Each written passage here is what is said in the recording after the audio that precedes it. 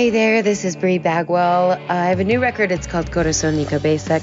I have a bunch of CD release parties planned around Texas and sometimes online. But most importantly, I'd love for you to just stream the record. I have 3 songs already out. The whole record will be available August 26th. And then on briebagwell.com, you can pre-order a vinyl or order a CD if you're into that kind of thing. I've been working really, really hard on this record. It's my first album in 4 years and my 5th album in total. And if you could give it a listen, I would greatly appreciate it. Thanks so much.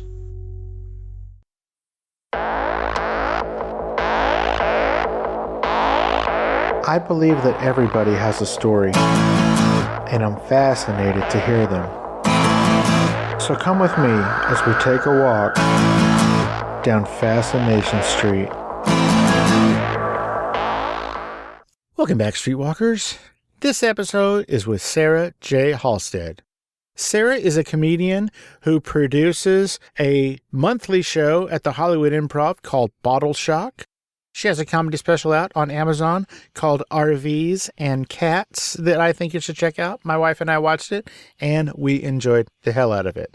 In this episode, we talk about what got Sarah into acting in New York, what made her get into the wine business and move across the country to Miami, and then ultimately, what made her pack up all of her stuff and her cats into an RV and drive all the way to Los Angeles to start acting over there and doing comedy over there and even selling wine over there. We talk about all of that. I enjoyed talking to Sarah. I think you're going to have a lot of fun. There was laughs all over the place. This is my conversation with comedian Sarah Halstead. Yeah, talk to me, yeah.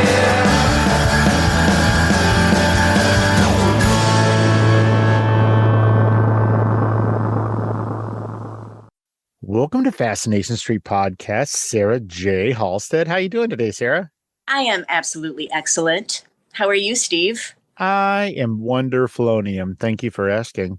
Ladies and gentlemen, this is Sarah J. Halstead. We're just going to call her Sarah Halstead because only serial killers get middle initials these days. I never really thought about that, but yeah, some truth there. Yes, I'm neat. Ladies and gentlemen, she is comedian, actress, pianist, and champagne expert. That all sounds like a weird coupling, so we're going to talk about all of it. Sarah, where were you born and raised? Where'd you grow up? I'm born and raised in Flint, Michigan. Oh, rock on, rock on. That's cool, that's cool. And you're best friends with Michael Moore? He's an acquaintance, yes. Cool, cool. There are only 100,000 residents. Not that he lives there, but it's always been a small town. The population is shrinking each year. And in fact, that number is from 2019. Oh, if I remember correctly, we had some issues with the last census. So I don't even know if everybody got counted then. Exactly. Yeah, we had issues. Yeah, during COVID. So you're growing up and your dad is a third shifter at the GM plant or whatever. And then I'm just going to take a guess here. And then your parents at some point, your dad got bought out and then they started a realty company. Just guessing. Yeah, that's a really impressive guess. Thanks. I appreciate that. So back then, when you were living in Flint, what did you want to be when you grew up? What were your dreams and aspirations? I wanted to be a pianist growing up. My father was a very strict disciplinarian when it came to our music studies. My brother and he bought us a piano, and we thought that we could, maybe play for a couple of weeks until we got tired of it and walk away. And he just wasn't allowing that to happen. So the piano was really expensive. He found an incredible music teacher, old school German lady in Flint. And every Tuesday at 4:30, we had a piano lesson. And while we were playing during our lesson, he would be edging her sidewalk and manicuring her lawn. And he traded landscaping her lawn in turn for music lessons for his kids. That's really cool. Now, when you say that he was pretty strict about you guys practicing, it's sort of like, you hear like, oh, well, when I was a little kid, I smoked a cigarette once and then my dad made me smoke the whole carton. It sounds like your dad was trying to get you to not want to play piano. You're going to play every day, damn it. Yeah, parents, they always just want you to have what they didn't have. And he didn't have that opportunity as a kid. to study music. And he is a classical guitarist, and that's his passion. And he's incredible. He plays Taraga and Segovia, sometimes up to 4 hours a day. Wow. Yeah, he's really very passionate about classical music in particular. And I'm really grateful today. At the time, I was not, of course, like any kid. I had to practice with a metronome for an hour every day. And then my first recital, I realized that it was a special thing to have, like a commodity. And playing in front of my friends, and I was getting a little bit of attention, admittedly. And I realized, oh, this is kind of a cool thing. And then I got really into it, probably at around junior high, early high school days, where I augmented that hour to 2, 3, 4 hours a day of practice. And I loved it. Oh, wow. Walk with me here. So you're invited to the annual Family Guy Christmas party. There's a piano there. You don't know anybody. Mm-hmm. What do you play?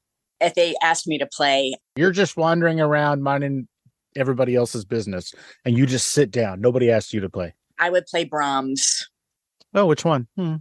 Waltz in A flat. Oh, okay, great. That's one of my favorite. I don't know things. Well, actually, Chopin is my favorite, and Brahms is a close second, just depending on your mood. Brahms was a little more upbeat and light, and Chopin was very, very melancholy and just sad. Wow. Depends on how you're feeling at the party, right? So, I mean, if you want to get everyone down at a party, just play some Chopin preludes. Oh, nice. No, way to bring it down. I love your party vibe. So when did you start playing guitar? I just play chords. You know, I wanted to play guitar really badly. It looks like you still do want to, because I see one behind you. Oh, yeah. That's actually my dad's guitar. We found it in a pawn shop for $100. And according to my dad, it's one of the best. It's a classical guitar with nylon strings. Oh. It's a very high quality guitar. Why do you have it? For when he's around, for, when he visits, it's nice, for him to not have to travel with the guitar, for him to have something to play when he's in town. And then he has a plethora of guitars at his place in Tawas, Michigan. That's where he lives. Rad. At some point, you decided, I'm not going to be a pianist professionally. I'm going to go be an actress professionally. How did that happen? Well, this is really, really cool. So I was still kind of playing the piano. And now I'm taking acting classes, and I'm taking classes at NYU, Tisch, and I'm really into acting. And I really feel like I found my vocation. And I was auditioning for an off-Broadway play at the Harold Clurman Theater in New York City. And I walked in the room, and I was supposed to read for the lead understudy. And when I walked in, there was a sign that said, "The role of Faye must be classically trained." And I thought, that's funny. So I walk into the audition room to play the understudy lead. I disclose right away. I said, I'm not sure what that sign means, but just so you know, I'm a classically trained pianist. The playwright just lit right up. And he said, "You're hired. You are the role of Faye." So I actually got to be with the main cast. The character was obsessed with Brahms. I mean, if this isn't kismet, I don't know what is. And I was able to, act the role of Faye while playing the classical piano on stage, I think for about 4 months off Broadway. Wow. That's a crazy story. It wasn't the lead, but it was a really strong supporting role in the main cast. And it was called A Lullaby for Murder. Wait a minute. A Lullaby for Murder. I feel like I just saw that on a comedy special last night. Oh, yes, I do mention it. Okay, so you went in to audition for the understudy. Why didn't you audition for the main cast? I wasn't invited to audition for the main cast because I was a no name. They kind of have an idea of who they want. It's very political. It's still political. And if you don't have notable credits under your name, it's really difficult to get a lead role or a series regular with anything, television series, film. It's difficult. So I just got really lucky. If I didn't have classically trained pianist as a special skill, I would have never had that opportunity. Wow, did I thank my dad then? Yeah, no kidding. My parents flew in from Michigan, from Flint, and we went to Sardi's afterwards. And I mean, it was a really beautiful time. And then you said that was about 4 months? It ran for about 4 months. So at some point, you did other things acting-wise in New York. Like what? Well, I did a lot of theater, a lot, because that's really what New York City has to offer actors. And I did a lot of soaps. I was recurring on this old soap called All My Children on ABC. And I also did some co-star on Guiding Light, Loving, all the soaps that were on the East Coast, essentially. And I did some commercials, but I did not feel successful. I was comparing myself to other actors that I had gone to school with, and they were getting really big films. And at the time, film was the place to be, not TV. Commercials were just kind of considered scraps. It's scraps that pay the bills. Yes, exactly. I was 26. I thought, well, I probably should have made it by now. And when my mom passed away, I was 26. And I said, okay, I'm just going to take a break from drama. And the only other skill I had was wine, because I had been bartending, which segued into buying wine and taking over a wine program for a little French bistro in the East Village. And so I thought, well, I'm just going to see if this is actually a thing and if I can make a living. And I interviewed with 7 companies. I got offers at all 7, because I think after acting, that endeavor is so incredibly difficult that after acting, you can do anything. And I really should have become something more ambitious than a wine rep. But I became a wine rep, and I grew within that field. And I was really very stimulated, pun intended. So while you're doing this wine trajectory, being a wine rep, did you put acting on pause, or were you still acting? I put acting on pause. All my children would call me sporadically, but I really didn't have time. I was so happy and engrossed in the wine industry, and it just felt really good to have a consistent paycheck. And I liked dressing up in suits. It was just this rather highfalutin lifestyle that I had grown to really love instantaneously, because, as an actor, I struggled. There were some nights where I had to choose, was I going to buy a Subway token or a hot dog? If I bought a hot dog with $1.50, that was my last dollar, and I would have to walk 80 blocks home. Or instead of eating, I could spend that $1.50 on a Subway token and not have to walk. Those were the decisions I had to make as an actor. For comedic effect, why didn't you say just now, I could either buy a Subway token or a Subway sandwich? I could do that. I'm just trying to punch up your shit. In my day, they were $1.50. Okay, so you're doing the wine rep thing, and why, or how, and why, and how, and why, and how did you specialize in the Champagne area? Why Champagne?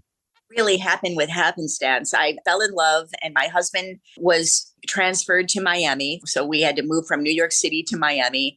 And Miami is the champagne capital of the world. Sure. And so there were a lot of opportunities within champagne companies. And I took one, and it was Perrier Jouet, the flower bottle, or we called it, Fleur or Belle Epoque, and Moom Champagne, or Mum. It's pronounced Moom? It's actually pronounced Moom. Yes. I know it's really snotty. And actually it's funny because in Meet the Fockers, there's a scene where Ben Stiller's character walks into a grocery store. He's trying to impress the family with a bottle of champagne, and all they have is a stack of Mum. And he says, to the store owner, do you have any, good champagne? He says, all we have is a whole lot of Mums. So many Americans have a tendency to put an S at the end of Mum. We don't know why, but it could have been from the movie. That's funny. But it's actually Moom. Yeah. Wow. A Frenchy name.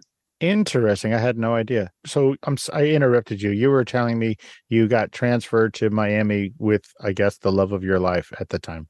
Yes. So we built a life in Miami, and I said goodbye to New York, and I knew as I was leaving New York, I knew I was leaving acting, and that was it. And I really had to have a hard conversation with my soul about that. And it bothered me, but I chose love instead. I knew that Miami would not have the opportunities, but I just thought, well, I'll gradually get that out of my system. So throughout the years, I just kind of buried it. But the thing is, and I'm sure many artists have shared on your show, it never leaves. It just stays with you. It's an itch that constantly needs to be scratched. Yes. And I was just avoiding it and burying it and getting more and more corporate until it really became unbearable. So the marriage didn't work. And once that was dissolved, I still tried to make it. Now I'm working for Laurent Perrier, a really beautiful champagne house. And I'm the Southeast Regional Director. And I'm doing really well. Hey, Streetwalkers, here's a word from our sponsors. So I ran into previous guest of the show, Chris Gronkowski, the other day, and it went a little something like this. Hey, Steve. Hey, Chris. Hey, you know what sucks? When I get done with my workout at the gym, my protein shake's not cold anymore, man. It's room temperature. Weird. I haven't run into you at the gym lately. Busted. Okay, truth be told, I don't work out, but I do get thirsty after a long day of podcasting. I just can't seem to keep my cocktails cold. You should use an ice shaker. What's an ice shaker? The ice shaker is a double-walled, vacuum-insulated stainless steel shaker bottle with a patented twist and agitator that breaks up the protein powders. So you're saying I should switch to an ice shaker, take out the agitator so I can fit more ice in the cup and it'll stay cold longer? Steve, you don't need more ice. The ice shaker is third-party tested and verified to keep your drink cold for 30-plus hours. Chris, you're a genius. I'll still remove the patented screw and agitator and just add more booze. I guess technically you could, but if you actually use the ice shaker as a protein drink cup, the agitator breaks up the powder and doesn't bounce around like you're shaking a paint can. Why are we still talking? Let's party. Gronk style! That's right, Streetwalkers. Ice Shaker is made from kitchen-grade stainless steel so it doesn't smell all funky after you use it a couple of times like those cheap plastic ones. When I'm out and about doing interviews or partying Gronk style, I use the Fascination Street Podcast Edition 26-ounce Flex Ice Shaker cup, and it keeps my drink cold until the sun comes up. You saw Ice Shaker on Shark Tank. All 5 sharks made an offer with Mark Cuban and Alex Rodriguez closing the deal. Now you can get a deal too. Order your own 26-ounce Flex Cup right now at iceshaker.com and use the promo code FSP for $5 off your first order. Once again, that's iceshaker.com, promo code FSP, as in Fascination Street Pod, for $5 off your first order. That's iceshaker.com, promo code FSP. Let's get back into it. So you're making all the money on the planet. You're living in Miami. Your relationship falls apart. Yes. And you have to make a decision because there's an inner you that's like, hey, what the hell? And I was really ignoring it for the longest time. And then it came to the surface. I developed skin hives and they wouldn't go away. They were chronic. And they were a pain in the ass. I mean, these hives it wasn't just like a little skin rash. Like I'd be at an appointment and all of a sudden my face would look like Elephant Man. Whoa. It was really severe hives. So I found this incredible practitioner, this acupuncturist named Dr. Elizabeth Tratner. And she talked to me for about 4 hours before she began the treatment. So she put me on the table. She conducted, acupuncture on me. And then she gave me a laundry list of things to do. I had to buy fish oil. I had to buy all of these supplements. I had to quit drinking champagne because we really weren't sure where this came from. And then the last bullet point, I had to join an acting class. And I said, excuse me? She said, yeah. And I have the perfect guy for you. He's the best in the Southeast. His name is Mark Durso. Give him a call. You need to start acting again. This was as a result of this 4-hour conversation that you had with her? Yes, I told her she wanted to know the very beginning. She wanted to know all about, from the moment I can remember, very early days of childhood, everything. It was just her way of, I guess, pinpointing whatever the issues may be. Now, I know that you were super rich because you had making all that money at the time. What the hell does a 4-hour acupuncture appointment cost? It was a pretty penny. That's funny. Yeah, it was all these tinctures, from Chinatown, and it was cool. I like exploring traditional medicine as well as experimental medicine, and then you just kind of pluck out what works for you. Sure. Realistically, I guess traditional medicine is like a baby compared to Eastern or other kinds of medicines. Agreed. Okay, so she's like, hey, take this class. And you're like, all right, I guess that's a prescription I got to fill. And then what happened? Okay, so then I lost 20 pounds. Yeah, because you weren't allowed to drink champagne anymore. I changed my diet. Now I'm on these supplements. I'm getting acupuncture and I'm taking acting classes, and the hives go away. How long? I would say probably within 2 weeks. So I'm not really sure. I will never know.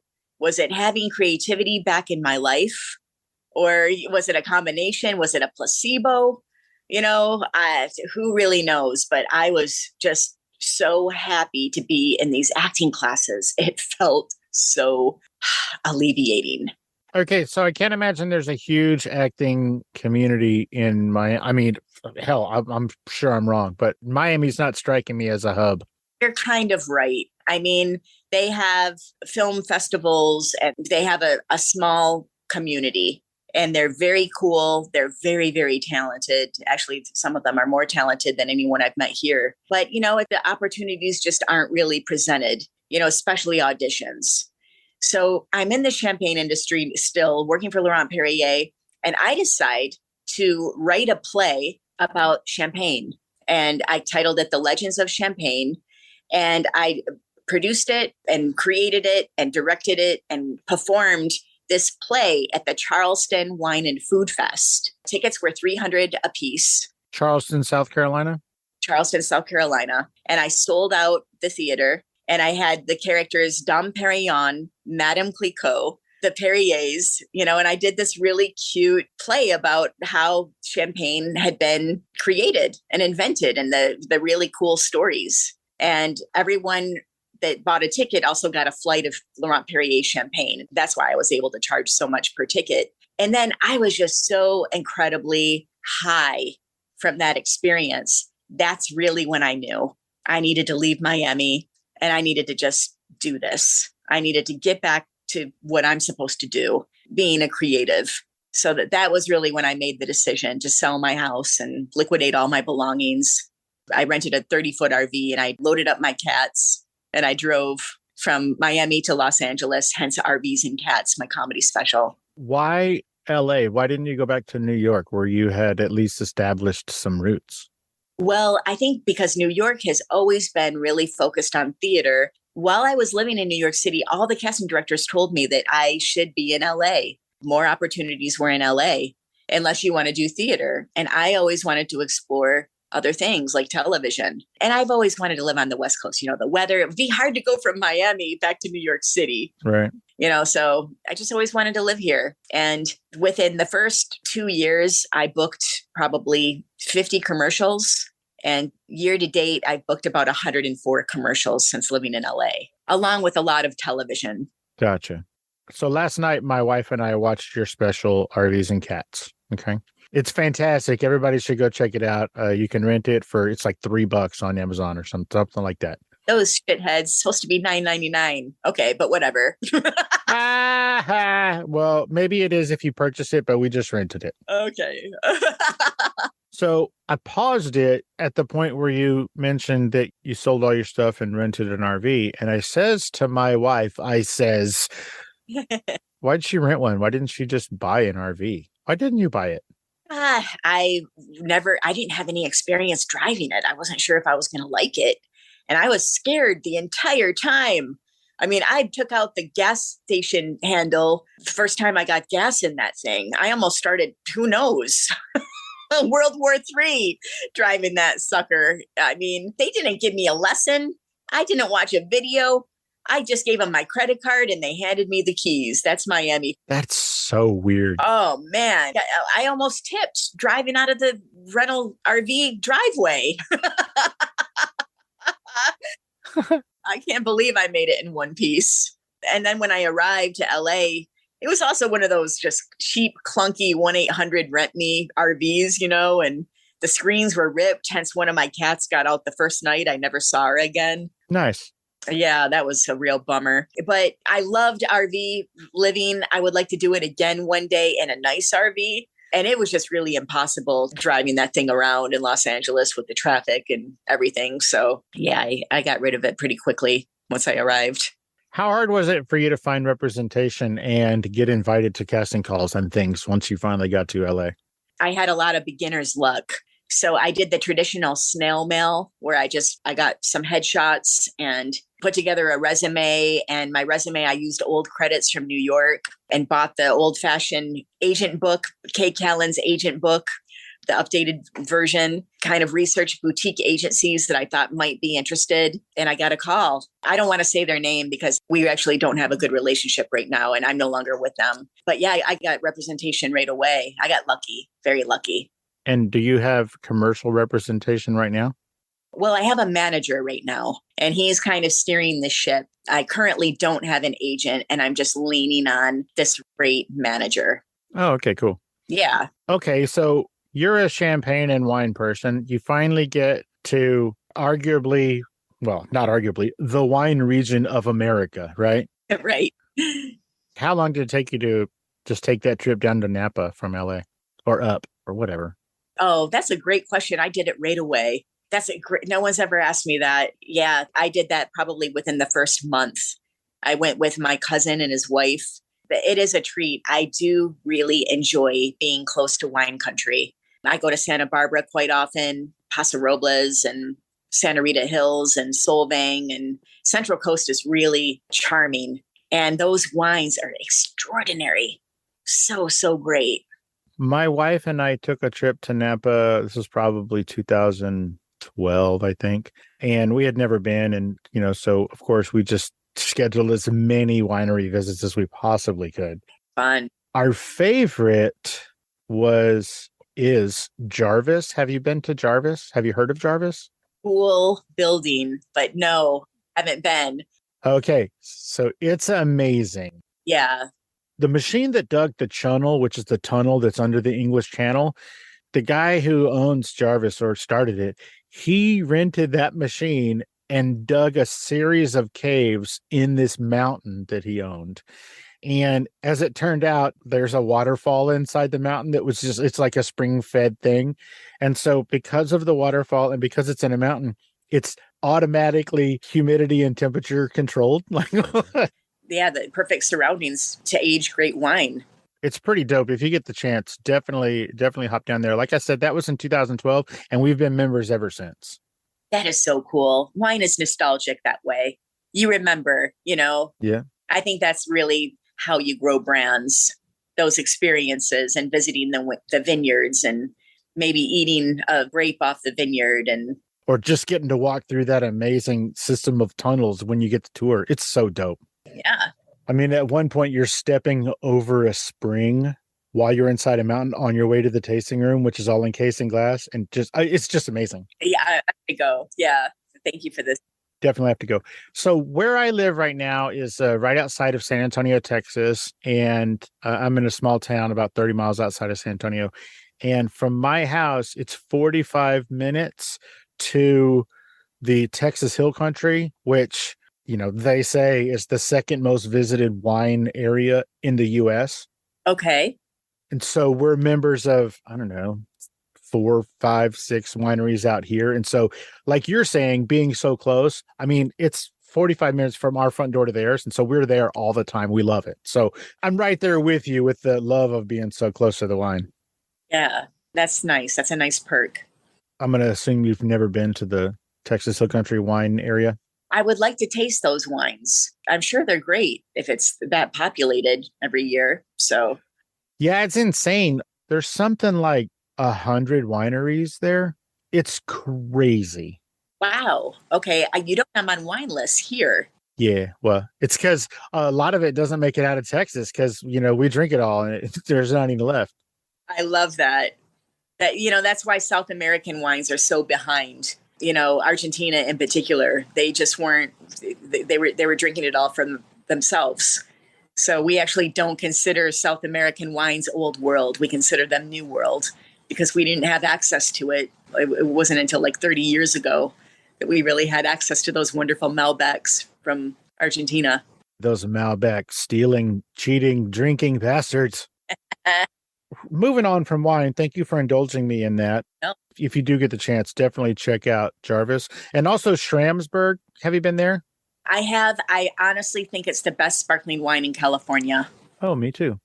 Yeah, honestly, I don't know what their secret is. I don't know what they're doing to make that sparkling wine so damn great, but it is great. Have you had the tour? I haven't had the tour, but I've been there enjoying a glass or two. Okay, so the way they explained it is that back in the olden days, after the Chinese, I guess it's slaves, I don't know, after they finished building the railroad, then they had nothing to do. So then they got these fools, Schramsberg, hired them to dig them out a cave. So that's where they have all of their winery stuff, is in this hand dug cave. It's it's a very short cave. Well, as compared to like, Jarvis. Jarvis is probably 10 feet ceilings. But at Schramsberg, it's like maybe 5.5 or 6 foot ceilings. So it feels a little cramped, but A, people were smaller back then. And then B, it was hand dug, so there was no machinery. So, it was just as high as they could reach with their tools. But that's an outstanding tour as well. Yeah, I'll have to take that. And I'm always, whenever I see it on a wine list, I order a glass because it's just great. It's so good. Okay, now we really are going to pivot away from that. Okay, so you get to California and you're doing, 98 commercials, and then you start doing TV shows. Why comedy? Comedy is just something that I always deep down thought I could do, and I never explored. So I was in this sketch comedy group in New York City, Caroline's on Broadway, and I played just the straight person. And I was always envious of the comedian who had, the punches, kind of the clown, if you will. And I just thought, well, I'm not really the straight person. I'm that person. I've been told I'm funny all my life. I was the class clown as a kid. I just really enjoy making people laugh, and I really enjoy breaking the ice. And that's just something that I've always just kind of gravitated towards. And I'm also a huge fan of comedy and obsessed with it, and always have been. So I thought, well, why don't I just try it and see if there's anything there? And honestly, there wasn't anything there. I was so terrible. I was so bad. But I knew that this was something that was actually in my control, where acting is a crapshoot. Acting, you can be the very best actor and still not get the job because of politics, because of you resemble the casting director's ex-girlfriend or whatever, so there's just so much that has nothing to do with you and your talents as an actor. But with comedy, if you stick with it and if you put in the work, you will get better. And I did. And it hurt, but I just kept going. I was like doing 3 to 6 open mics a night for years, just forcing myself back on stage and just honing that craft and reading, just obsessed with comedy. If I wasn't doing comedy, I was dreaming about it at night, and then supporting myself with commercials and a guest star role on a network here and there. I'll never forget the first time my jokes landed and I was getting laughs, and it just was so rewarding. And now there's just no stopping. I love it too much. Again, I'm just going to assume a great deal. You had hopefully a decent savings account since you were a high-powered bigwig in Miami, right? I had a lot, and boy, did I blow through it fast. Well, LA is a very expensive city. Yes. Then I was stupid. I moved into Beverly Hills. Yeah, I was the Beverly Hills hillbilly for sure. But I just was really overly optimistic and thought, okay, well, I'm going to make it right away because I had all this beginner's luck. Right. It's very common. I was the new face. Casting directors, they kind of like that fresh new person in town. And that's one of the reasons why I was booking so much. And then the diversity movement happened, which is long overdue and a very, very good thing, grotesquely overdue. But the work stopped for a while. And then COVID happened. So I did go back to the wine business. Oh, you did? I did. And I do that during the day. In California? In California, I work for Foley Family Wines. Oh, okay. They own Silverado, Chateau St. Jean, Ferrari Carano, Chalk Hill, some of the best California wines, and iconic. I'm the Southern California market manager. Well, I would like to formally apologize to the Foley brand company for all those other wines I was talking about on this episode. Hey, no. I don't like to be like, well, you should try Silverado. You should try Ferrari Carano. But you should. That Ferrari Carano is really good, by the way. Ferrari Carano rocks. Yes. Yeah, I enjoy it. I'm really passionate. That's the key. Just be passionate about whatever you're representing. And I love this portfolio. I love it. It's kind of easy for me because I've been doing wine for 22 years now. So it's just kind of second nature and I missed it.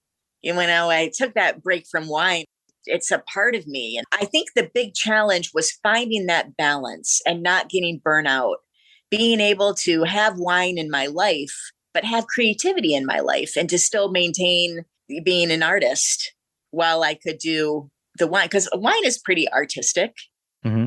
And those jobs in Miami were corporate and big, and this is boutique and cool, and my territory is tight and I can manage it. And so it's a good balance right now. I'm really, really blessed to have it.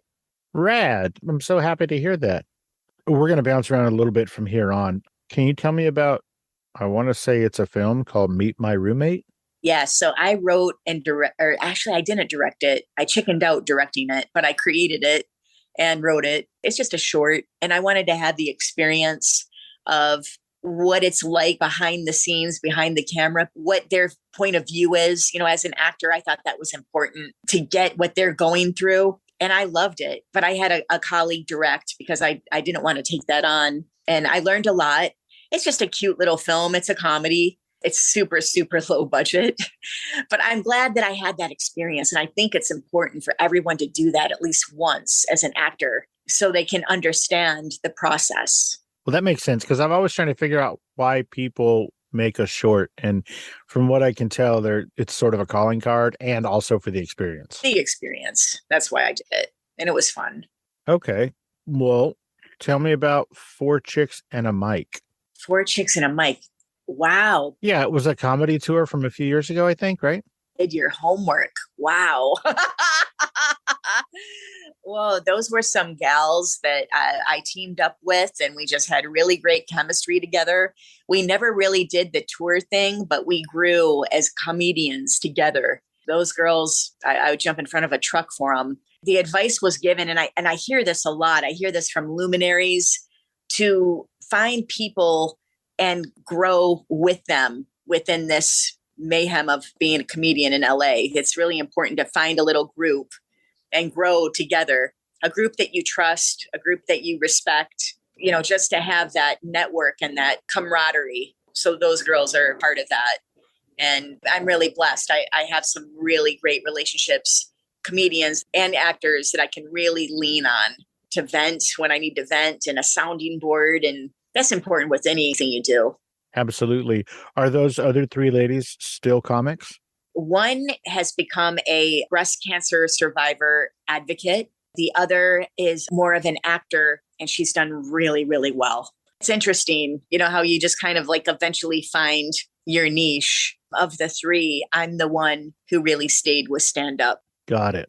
Yeah, it's funny because we originally called Four Chicks and a Mic, but it was really just the three of us. Oh, that's hilarious. Like the fourth Charlie's Angel, like they tried to get her in. It just didn't really work out. That's what that was.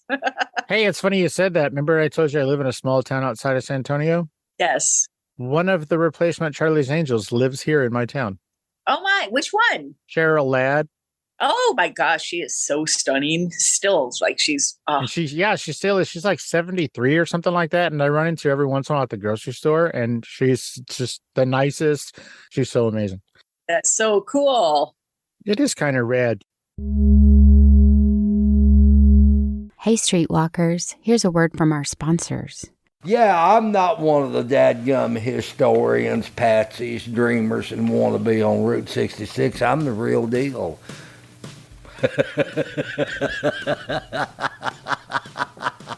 That's Harley Russell. the most colorful citizen of Eric, Oklahoma. He's just one of many characters you'll meet this season in Vanishing Postcards as we motor west cross-country on Route 66. There's so many stories on Route 66 that are going to disappear. And so one of the most valuable things I think about traveling Route 66 is to hear people's stories. From an eating contest in the Texas Panhandle to a morning on the Santa Monica Pier, we'll experience much of 66 while exploring how its past, present, and future are revealed through the people and places you'll find driving it today. I'm Evan Stern, and invite you to ride along by following Vanishing Postcards wherever you get your podcasts.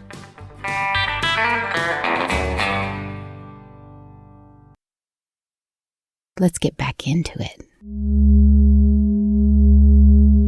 You know what else is cool? That you produce and perform a comedy show every month at the Hollywood Improv called Bottle Shock. Let's talk about that. Thanks. Yeah, it is cool. It's a lot of work, but it's cool. I like the name Bottle Shock. That's derived from wine, and that's what happens after you bottle a wine. Sometimes it will go through a period of shock. And so you want to be careful not to drink it right away. You want to make sure that it's not rated by a critic right away. It needs time to settle. And whatever is happening in the bottle, it's like just various flavors of just craziness. And I thought, well, what a great name for a comedy lineup, because you have so many different tones from different artists, comedians. So I pitched Bottle Shock to the Hollywood Improv, and they gave me a monthly show, and it's the second Sunday of every month at 7 p.m. And I have a lineup of really great, I know that I'm going to sound biased, but every time I put together these lineups, I can't believe how great it is. And I can never imagine producing a better lineup. And every month I'm just enamored with these comics and that they say yes. I've had some of the biggest, most talented comedians in this show that have ever lived. So it's a really great, great show. And it's 90 minutes long. It's a lot of fun. That's kick-ass. Now, I know that at one time you had a podcast with the Comedy Store. How is that conflict of interest going? Yeah, I no longer have that. Now I have my podcast, Drinking During Business Hours. So you did start that back up. I did. I'm doing that full tilt now. Yes. I just decided that it's more in the vein of, it's wine and it's comedy and it's, I don't have partners. It's just me. And I interview creatives for about an hour while we drink a great bottle of wine together and we talk about their journey. And I love it. I also enjoy it. That's how I found you. I was doing some research on a guest that I was going to interview for a second time. And he's a friend of mine, but I like to just do little random research, like when I pulled 4 chicks and a mic out of my butt, like that. Yeah. I like to do a little bit of research. And so I found an episode of your podcast that my friend was on. And so then I listened to it and I liked your show. I thought it was really cool. Oh, who's your friend? Mind your own business. Oh, it's John Piricello. Oh, I love John. Yes, he's a good dude. Oh, he's such a talented enigma. And I say enigma because he doesn't really play the social media game. He's not on social media. He got off of it. It's all gone. He's done. Not even on Twitter. Mm-mm. And he does really well. In fact, I just enjoyed him in Curb Your Enthusiasm. He has a really, really great, meaty guest star role. So my wife and I we were a little behind on stuff, but we finished Barry like season 3, I don't know, 2 weeks ago or something. And one of the last 2 episodes of season 3, there was this sort of a previously on, and there was a whole lot of John on that. And I was like, well, that's weird. I wonder if he gets paid for that too. And I was like, I'll ask him some other time. And then the very next thing that we started watching was Curb Your Enthusiasm season 11. And I paused it and my wife goes, oh my God, is that your friend John again? That dude's everywhere.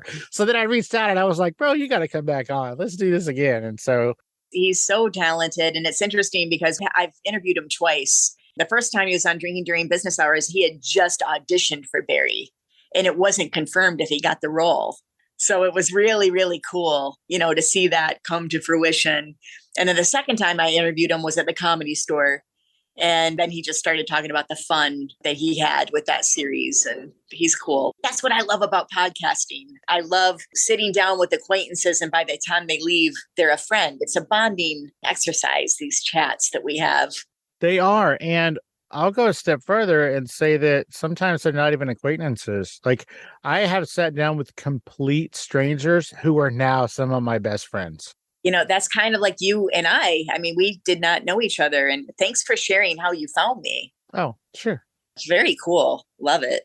Oh, he is the nicest guy. The second time I ever went out to LA, I grabbed an Uber straight from the airport and I went to Bob's Big Boy in Burbank. I love Bob's Big Boy.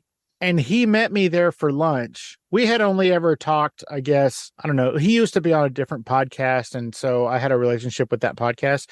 And so I had never met him in person, but he agreed to meet me for lunch at Bob's Big Boy. And we recorded the podcast right there at the table. And then after that, he took me to my hotel, like with all my luggage. He was like, oh, you don't get an Uber. Let's go. Oh, he's such a nice guy. Yeah. Back to you. Bottle Shock at the Hollywood Improv, the second Sunday of every month. Did you say at 7? At 7 p.m. Yes. And it's a 90-minute show. And people can find, well, I guess they don't have to find more about that because we just told them everything they need to know. They can find those lineups probably a few days in advance on the website, right? Yep, absolutely. Weeks in advance. Oh, weeks. Good. Yes. Now I want to talk about your special. My wife and I watched RVs and Cats last night. Thank you for that. You're welcome. First of all, my wife could not stop laughing. She was like, who is this person? And I was like, well, you're going to find out more after I talk to her. That makes me feel so good. Thank you. But you're welcome. Now, remember earlier when I gave you notes on how to punch up that stupid joke? It was dumb notes too. I'm going to give you some more dumb notes. You're going to love this because I'm an absolute nobody. First of all, that Harvey Weinstein joke should have gotten an uproarious laugh. I don't know what was wrong with that crowd, but I could not stop laughing. I had to pause it to catch my breath before it went on. Oh, thank you. I think I'm hilarious, but yeah. I don't know if it was where the mics were placed because I did hear the laughs when I was up there.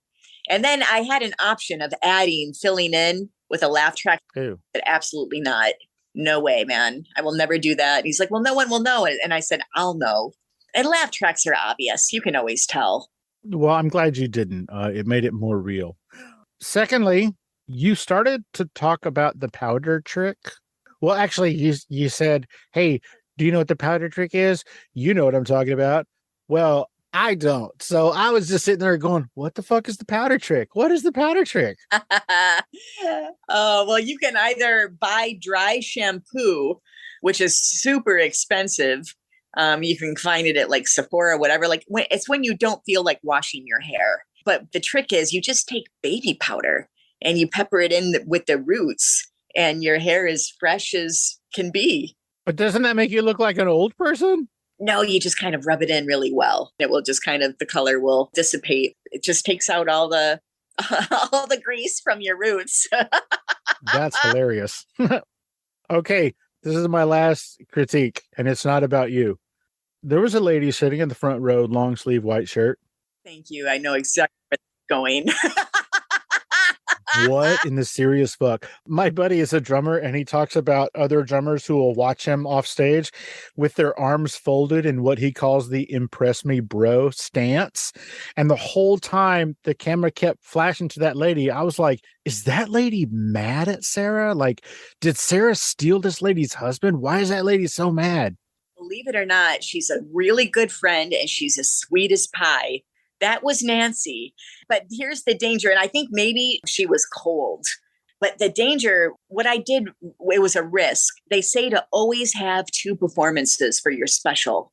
And then you have the option of crowd shots. But I only did 1 performance. So we didn't have any other options. And I was like, God, isn't there a way where we can just like crop her out? But there was just no way. We had to leave her in. Yeah, that's funny. But yeah, she looks angry and pissed off and like she's just not enjoying herself and she can't wait to get the hell out of there. Yeah, that was my takeaway. I'm like, well, this lady must be mad at Sarah for some reason. And also the guy sitting next to her, I guess it would have been to her right, your left. I couldn't really tell, but sure did look like Albert Brooks. He's a really big TV writer. So that's funny. I had a good crowd. When you do your special, you try to get, all your friends. So it was good. Like I felt the love, but sometimes your friends are harder to please. Yeah, because your friends know you're hilarious and they're just waiting for the bigger laugh. They're like, oh, okay. Oh, all right. I got you. I'll just wait for the bigger laugh. They're waiting for the after party because they knew that there would be some really great cocaine wine. Oh, wine. I don't do that anymore. No, but I had like some nice wines in the lobby, afterward, and then we had a little after party. So nice. Yeah. So I know that back in the olden days, let's just say HBO would pay you and then they would produce a special. But now it seems more and more that comics are coming out of their own pocket and then selling or whatever, for a period of time, they're selling the special to networks. How did this one come about? Did you pay for it? I paid for the production of it and I sold it to Amazon. What made you think that that would be a good idea? Well, I think that this little special is a great representation of a comics journey who was 5 years in. I had only been doing comedy for 5 years. I'm not a name. I knew that I wanted to immortalize my work in some way and document where I was at that time and this journey. And that option was perfect at the time. It has over 1 million streams. It has 1.7 million streams and growing, which is a lot depending on who you're talking to. It's a lot if you're, talking to friends or whatever, but if trying to get Netflix to cover my next special, 1.7 million is nothing. The next one, I would like to make a little more. I might just have it on my website and go the Louis C.K. route. I was going to say that's what Louis did. And he sold it for $5 and he made $1 million over the weekend. I believe it, but I have no regrets with what I did here because it really got my name out. It's 1.7 million people that hadn't seen me before, I'm guessing, unless it's my boyfriend who watched it 1.7 million times. He likes to make that joke that he's the only one who watches it. But well, you can just make the joke that you're the only funny one in the relationship. That is not a funny joke. Ha ha. And he's a comedian, so I tell him all the time that I'm the funny one. So yeah, thanks, Steve. You're welcome. But yeah, I'm glad that I did it the way I would not change anything about going to Amazon for this first special. They were a great platform and they served me very well in terms of exposure. Got you. Now, I know that when Joe Coy did his first, you know who he is, right? I do. He was just here, actually, and my friend opened for him all last week. Oh, rad. Yeah. So when he did his first Netflix special, he went to Netflix and said, hey, I want to do a special. And they said, no, thanks, we're good. And then he said, no, really? And they said, no, really, thanks, we're good. And then he said, how about if I pay for it? And they said, please don't do that because we will not buy it from you. And he goes, no, I think you will. And they said, seriously, Joe, please don't pay for this yourself. And so he did it anyway. They ended up buying it. But I guess my question is, what made you take the gamble? Because I don't know how much that cost. It wasn't free. It was a huge gamble because you could, A, lose a bunch of money, or in the room is different than, watching a special on TV. And so it could not have been received well. So what made you take that gamble? You could have damaged your name as far as because maybe it wasn't received well in homes, but then also there was the money that you outlaid. What made you take that risk? I think it's like anything. I think about when I was a kid and leaving Flint to go to New York City and leaving New York City to go to Miami and leaving this big posh highfalutin job to become a comic / actor, in my early 40s. I mean, that was like a really big risk. And it's just what I do. I take risks. Maybe I've made some bad choices. I think artists have to be a little overly optimistic. And some people could call it bipolar. But, I'm a little overly optimistic. And that's just how I've lived my life. And I always think, okay, well, I'm going to do this, but I'm going to reap the rewards because this is going to work. I just don't think that I'm going to fail. I never think that way. A famous comedian once said, if you don't bet on yourself, who else will? Yeah. And that's basically the answer that you gave was the answer I was hoping you would give, because especially nowadays when all we do on the internet is tell everybody else that they're a piece of shit, I think that it's really awesome to see somebody out there who just bets on themselves. Like, no matter what, look, I can't control anything else but me, so why not bet on the thing I can control? So thank you for sharing that. And thank you for sharing that. That's beautiful. Well, Sarah, I think we're toward the end of it here. Can you tell everybody where they can find you on social media? I am at Sarah Halstead on Instagram, at Sarah Halstead on Facebook, and I'm at Sarah J. Halstead on Twitter and Sarah J. Halstead on my website, because I can't buy the domain from the people who have it currently of just Sarah Halstead. I've tried.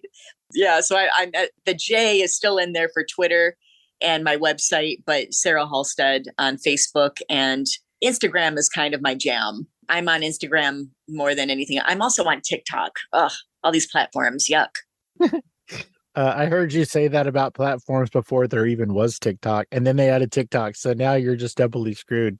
Tell everybody, what's the name of your podcast? When does it come out and where is it? My podcast is Drinking During Business Hours, and it comes out every other Monday. And it's available on Spotify, Apple Podcasts. It's everywhere. SarahJHalstead.com? That is at SarahJHalstead.com. Yes. Rock on. And once again, hit me with that Hollywood Improv every second, whatever.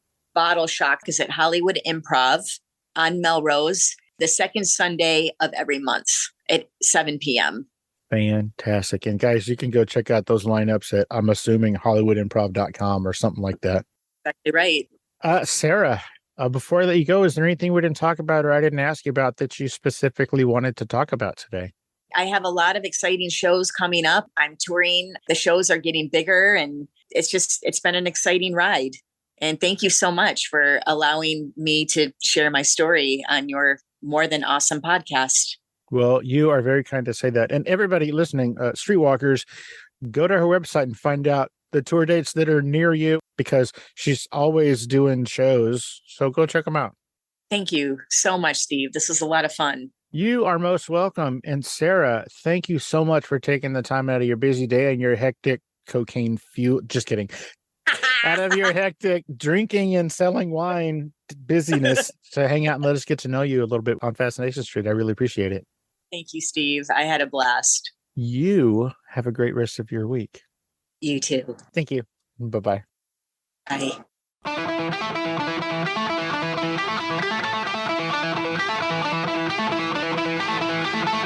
Opening music is the song Magnolia from the 2001 album Intransigence, used with permission from Douglas Miles Clark.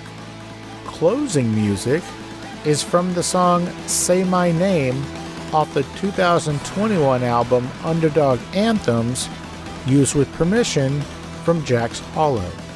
If you like the show, tell a friend. Subscribe and rate and review the show on iTunes and wherever else you download podcasts. Don't forget to subscribe to my YouTube channel. All the episodes are available there as well. Check me out on Vero at Fascination Street Pod and TikTok at Fascination Street Pod. And again, thanks for listening.